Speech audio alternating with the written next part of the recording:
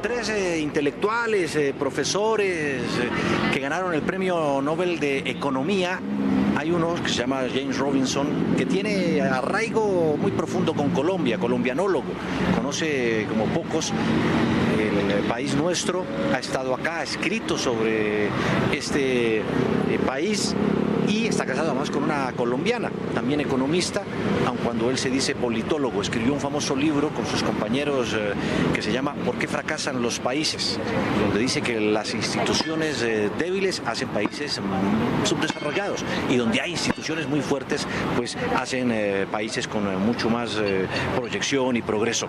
Aquí está una entrevista que obtuvo Andrés. En fin, aquí está la entrevista que logró nuestro compañero Andrés.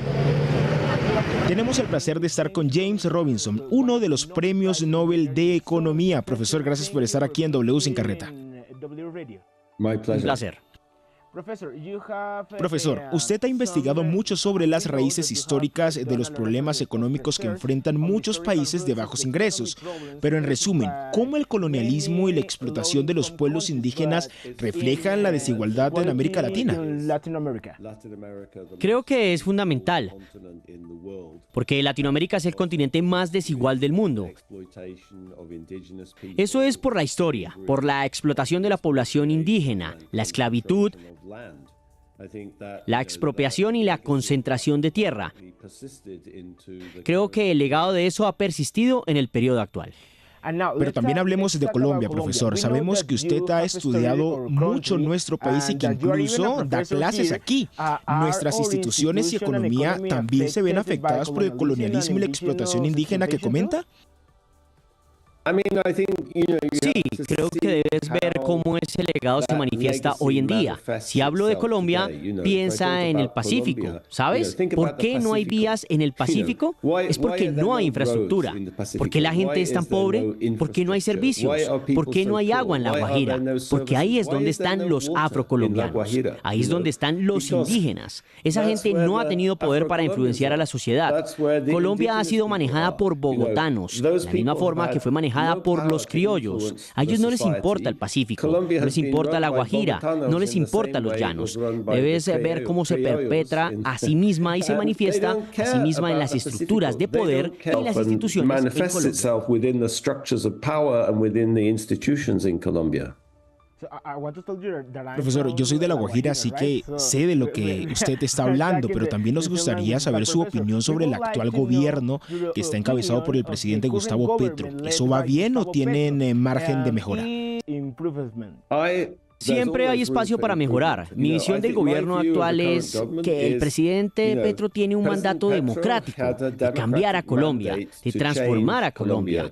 Creo que hay una enorme demanda de cambio y también creo que es el primer presidente, probablemente, en la historia de Colombia, que actualmente cree que Colombia debe cambiar. Y eso es algo grandioso, pero él es un problema. Él no tiene estrategia, él no tiene un plan para conseguir estas cosas. Es solo palabras y eso es lo que encuentro muy deprimente. ¿Cómo logras que se hagan las cosas? ¿Cómo construir una vía a Quibdó? ¿Cómo llevar agua a Riohacha?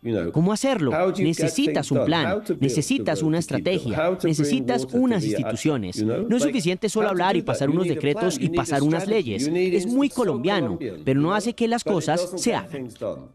Pero entonces, ¿cuál sería su consejo para el presidente Gustavo Petro en estos 2 años que le quedan de mandato? Empezar a construir para el futuro. Esto es sobre todos los colombianos, no es sobre él, no es sobre la gente o personalidades, es sobre el futuro de Colombia. Hay demasiado talento y creatividad. Colombia es un gran lugar, muy debajo de su potencial. ¿Cómo logras eso? Priorizar, empezar a construir instituciones, empezar a entregar cosas. Y así es como él dejará un legado. Profesor James Robinson, felicitaciones por su premio Nobel. Muchas gracias. Thank you for being here. Gusto y un placer.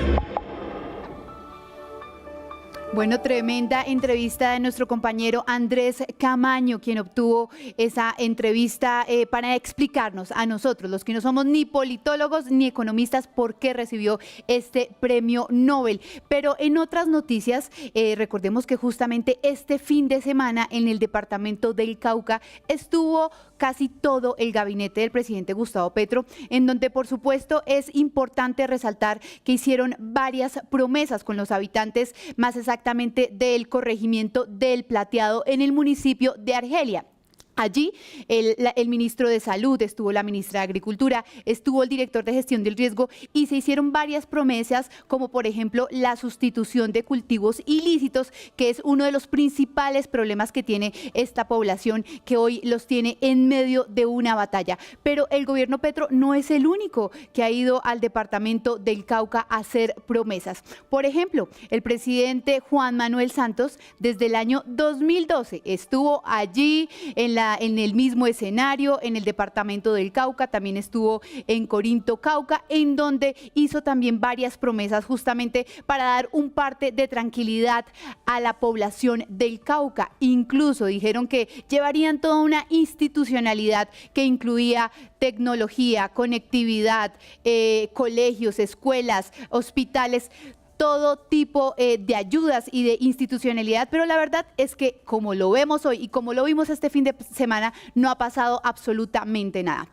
Pero no solo fue el presidente Juan Manuel Santos, también en el año 2021 el expresidente Iván Duque hizo la misma foto. Estuvo allí con su ministro de Defensa, con su director para las regiones, la misma información prácticamente y de igual forma hicieron varias promesas que hoy en este departamento demuestran que no ha existido una solución de fondo, así que esperamos que esta vez sí se cumpla esa promesa del presidente Gustavo Petro. A comienzos de este año, el Ministerio de Salud desembolsó 90.000 millones de pesos para que se ampliara ese hospital.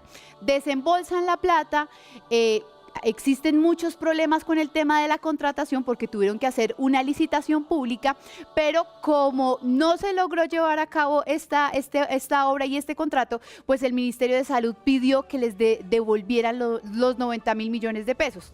Sin embargo, esta mañana cuando hicimos el recorrido por todos los hospitales en la W Radio con Julio Sánchez Cristo, una persona nos escribió y nos dijo que tenía una grave denuncia, así que esta es la historia justamente con la gerente del Hospital María Inmaculada. Escuchen.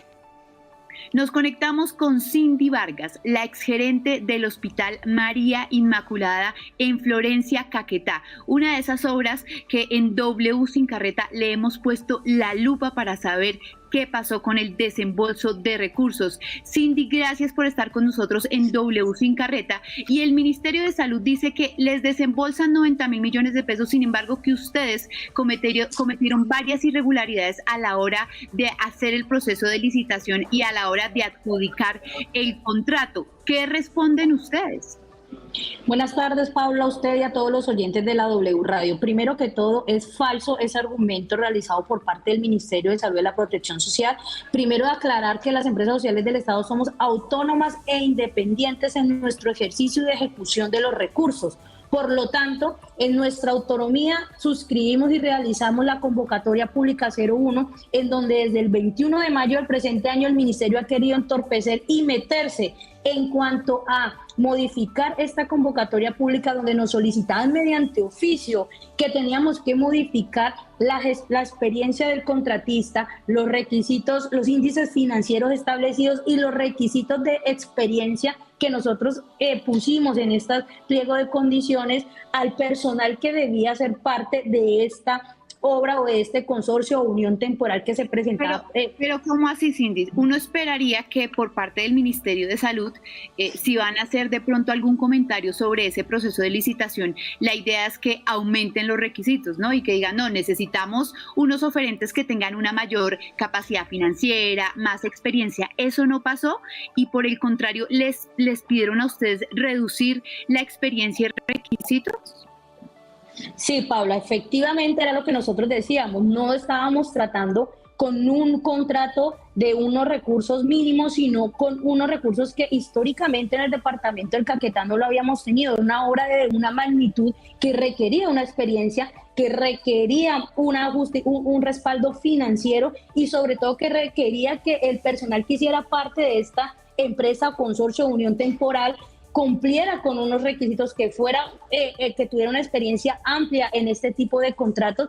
Por el contrario, ellos lo que querían era que disminuyéramos estos requisitos, que ampliáramos, que dejáramos muy abierta y sobre todo también a lo que sí accedimos fue ampliar el cronograma, aún así nosotros saltándonos nuestro estatuto de contratación de la convocatoria pública.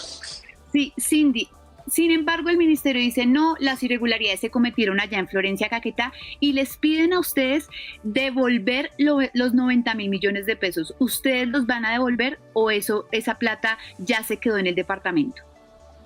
Esa plata ya se quedó en el departamento. Nosotros no devolvimos el recurso, puesto que mediante oficio nos solicitaron la devolución y ellos fueron asignados mediante resolución. Primero, segundo, ya nos encontramos en otra convocatoria pública porque la primera se declaró desierta. Fuimos a una segunda, la cual ya fue adjudicada, la alcancé a adjudicar como gerente, pero en ese lapsus de tiempo nos intervinieron, pero el proceso quedó adjudicado. Y ahora, ¿qué es lo que viene? Porque nosotros venimos acá en W Sin Carreta denunciando que hay varios hospitales que ni siquiera han iniciado. ¿Ustedes cuándo piensan hacer utilización de estos recursos? Porque fueron girados a comienzo de año y no ha pasado nada. Me dicen ustedes, bueno, ya lo adjudicaron. En sus proyecciones, ¿cuándo va a iniciar esta ampliación del Hospital María Inmaculada, gerente? Paula, hace 2 meses dejamos el hospital porque la intervención administrativa por parte de la superintendencia se dio en el mes de agosto, el 14 de agosto. Hasta la fecha, el agente interventor del hospital no ha suscrito el contrato. Llevan 2 meses adjudicado ese contrato sin iniciar la obra y mucho menos sin suscribir ese contrato. O sea, la ejecución de esos recursos no ha iniciado. No ha iniciado. Bueno, pues es Cindy Vargas, la exgerente de este hospital. Y digo exgerente porque, según lo que ella nos relata, después de que ellos no devuelven los 90.000 millones de pesos, el ministerio decide intervenir a través de la Superintendencia Nacional de Salud este hospital. Así que esta es la situación en Florencia, Caquetá. Cindy, muchas gracias.